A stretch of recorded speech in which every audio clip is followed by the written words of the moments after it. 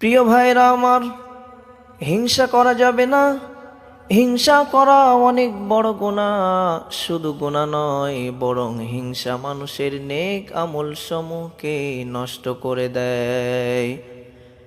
একটি হাদিস আপনাদেরকে শোনাই। عن أنس رضي الله تعالى عنه أن رسول الله صلى الله عليه وسلم قال: الحسد يأكل الحسنات كما تأكل النار الحطب। হুজুর পাক সাল্লাল্লাহু আলাইহি ওয়াসাল্লাম বলেন, হিংসা নেক আমল সমূহকে এমনই ভাবে খেয়ে ফেলে যেমন আগুন জ্বালানি কাঠকে খেয়ে ফেলে। এই জন্য হিংসা করা যাবে না। আমাদের সকলকে হিংসা থেকে বিরত থাকতে হবে। কারো কোনো ব্যাপারে হিংসা করা যাবে না। দুই কারণে হিংসা করা যাবে।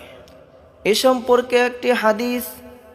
عن ابن مسعود رضي الله تعالى عنه قال: قال رسول الله صلى الله عليه وسلم: لا حسد إلا في اثنتين: رجل آتاه الله مالا فسلطه على هلكته في الحق، ورجل آتاه الله الحكمة فهو يقضي بها ويعلمها।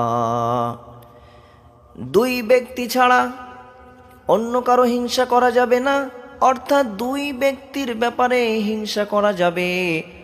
এক নম্বর হলো সেই ব্যক্তি যাকে আল্লাহ তাআলা সম্পদ দান করেছেন এবং ফি সাবিলিল্লাহ অর্থাৎ আল্লাহর রাস্তায় ব্যয় করার জন্য তৌফিক দিয়েছেন, এই ব্যক্তির ব্যাপারে হিংসা করা যাবে।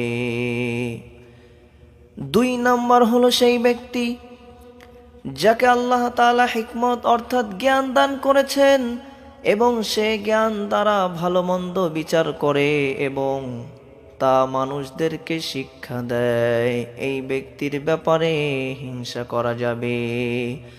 এই দুই ব্যক্তি ছাড়া অন্য কোনো ব্যক্তির ব্যাপারে কারো জন্য হিংসা করা যাবে না।